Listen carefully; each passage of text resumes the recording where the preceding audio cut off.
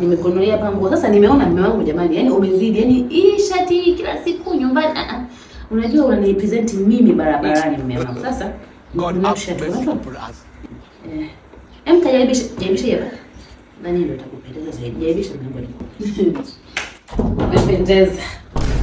Umeenda taratibu. Umependeza.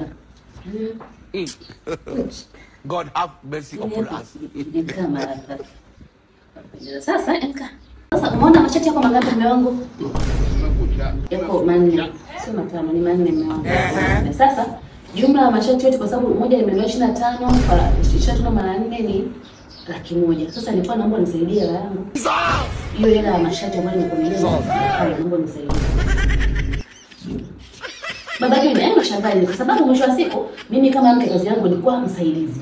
Kwa hiyo msaidizi wangu ni kwamba ile mashati yako umeyavaa tangu mwaka juzi unapiga ile hali. Sasa nikasema mimi kama mke kazi yangu ni usaidizi, mume wangu apendeze kwa barabarani.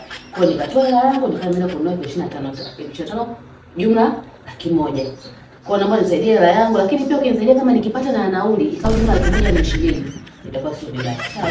Kwa hiyo sasa kabla hujatoka naomba nisaidie hiyo hela. Mimi nitakusubia hapo nje. Viatu nishakubrashia na socks zipo kwenye viatu. Kwa hiyo hutotoka mpaka ile hela mia sawa? Na mimi nikanue kidogo sana tuone kama tunanipendeza Nimejitoa hasa. Ila umependeza. Mimi umependeza sana. Mimi anaenda kazi. Yaani hapa tu kupita babani. Na Sofia.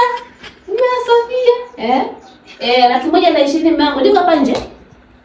Hakuna kitu cha bure hapa duniani.